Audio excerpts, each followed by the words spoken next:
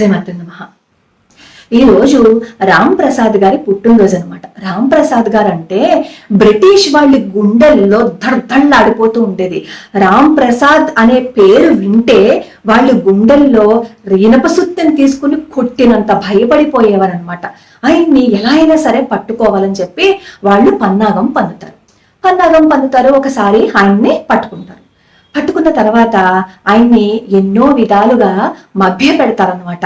నువ్వు కొన్ని విషయాలు మాకు చెప్పావు అంటే మీకు డబ్బు ఇస్తాము, ఇంగ్లాండ్ పంపిస్తాము, అక్కడికి పంపిస్తాము, ఇక్కడికి పంపిస్తాము అని చెప్పి ఆయన్ని ప్రలోభ పెడతారు. దేనికి ఆయన లొంగరనమాట. అలా ఆయనకి జైలు శిక్ష వేస్తారు. ఒకసారి ఏమవుతుంది అంటే ఆయన్ని ఎక్కడికో బయటికి తీసుకొస్తారనమాట. అంటే జైలు మారుస్తూ ఉంటారు కదా, అలా మార్చేటప్పుడు ఎస్కార్ట్ తో పాటు బయటికి వస్తూ ఉంటారు. అప్పుడు అక్కడ అధికారులు అంటారు, అతను పారిపోకుండా జాగ్రత్తగా చూడండి అని చెప్పంటే రామ్ ప్రసాద్ గారు ఏం మాట్లాడతారో తెలుసా?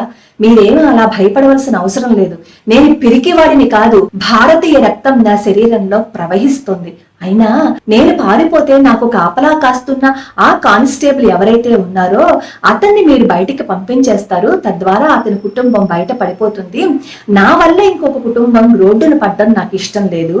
అయినా నేను భారతీయుణ్ణి అని చెప్పి చాలా గొప్పగా చెప్తారు. అది ఆయన సంస్కారం అన్నమాట. అయితే పోలీస్ సూపరింటెండెంట్ ఎంతో బతిమాలతాడు, ఎన్నో విధాలుగా భయపడతాడు కూడా. దేనికి లొంగరు. కకోరి రైలు దోపిడీ జరిగినప్పుడు ఆ దోపిడీ జరిగిన దానికి ఈ రామ్ ప్రసాద్ గారిని అరెస్ట్ చేస్తారనమాట.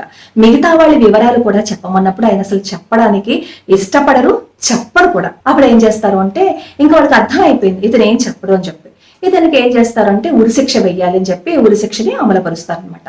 గోరఖ్పూర్ జైలుకి తీసుకొస్తారు. డిసెంబర్ 18, 19 తారీఖుల్లో జరుగుతుందన్నమాట ఈ ఉరిశిక్ష అమలు. రేపు ఉరిశిక్ష వేస్తారు అని అనగా ఈ రోజు ఏమవుతుంది అంటే ఈ గోరఖ్పూర్ జైలుకి ఈ రామ్ ప్రసాద్ గారి తల్లి వస్తుంది. దూరం నుంచి రామ్ ప్రసాద్ గారు ఇలా ఒళ్ళంతా సంఖ్యలు ఉంటాయన్నమాట. గొలుసులన్నీ వేసేసి ఉంటాయి, గట్టిగా కట్టేసి ఉంటాయి అనమాట. ఆ గొలుసులతో వస్తున్న తన కొడుకును చూసి చిద్విలాసంగా నవ్వుతుంది ఆ మహాతల్లి. తల్లిని చూడగానే ఈ రామ్ ప్రసాద్ గారు కళ్ళు చెమరుస్తాయి. ఎందుకంటే అదే చివరిసారి కదా నా తల్లిని చూడడం అని అమ్మా అని పిలుస్తారు. ఆ పిలుపులో కొంచెం బాధగా అనిపిస్తుంది ఆ తల్లికి. కొడుకు దగ్గరికి వచ్చి విజయం సాధించావు అని అన్నారే, నువ్వు విజయం సాధించలేదా? ఇంత పిరికివాడిగా ఉన్నావేంటి? ఇలా ఏడుస్తున్నావేంటి? బ్రిటిష్ వాళ్ళ గుండెల్లో నువ్వు నిద్రపోయావు అని అనుకున్నాను. నువ్వు ఇంత బేలగా ఉన్నావా? ఉరిశిక్ష వేశారని చెప్పి నువ్వు ఇంత భయపడిపోతున్నావా? నేను ఒక వీరుణ్ణి కన్నాను అని అనుకున్నానే. నిన్ను పెంచి పెద్ద చేసింది దేశానికి ఆస్తిగా ఇవ్వడానికి మాత్రమే కానీ ఈ పిరికివాడిగా నిన్ను చూడడానికి కాదు. ఉరికంబం ఎక్కుతున్నావని నువ్వు ఇంత ఏడుస్తున్నావా? నా కొడుకు ఇంత పిరికివాడా?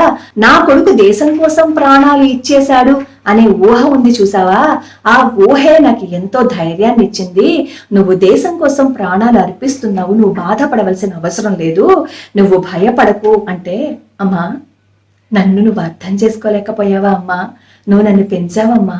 నేనెలా భయపడతాను అనుకున్నావమ్మా, కానీ నిన్ను చూడగానే నా కళ్ళు ఎందుకో చెమర్చాయమ్మా. నేను ఉరికంబం ఎక్కుతున్నానని భయపడటం లేదమ్మా, బాధపడటం లేదమ్మా. నీ కొడుకు ధైర్యంగా ఉరికంబం ఎక్కాడనే వార్త నీకు వినిపిస్తుందమ్మా అని వంగి కాళ్ళకి ఇలా దండం పట్టుకుపోతారనమాట. వెంటనే ఇలా వెనక్కి వచ్చిన ఆ తల్లి తిరిగి వెళ్ళిపోతుంది. తన కొడుకు ఉరికంబం ఎక్కుతున్నాడు అని తెలిసినా కూడా ఆ తల్లి ఎంత ధైర్యంగా తన కొడుకుకే ధైర్యం చెప్పింది చెప్పండి. అంటే ఎంత మహోన్నతంగా తన కొడుకుని పెంచింది చూడండి. దేశం కోసం ప్రాణాలు భయపడకు అని చెప్పి తన తల్లి చెప్పింది అంటే ఎంత ధైర్యం ఉండాలి, ఎంత ఆత్మస్థైర్యం ఉండాలి అలా చెప్పడానికి. సరే తల్లి వెళ్ళిపోతుంది. ఊరి తీసే రోజు వచ్చేస్తుంది. చక్కగా స్నానం చేయించి చక్కటి బట్టలు వేసి ఆ ఉరికంబం దగ్గరికి తీసుకువెళ్తారు.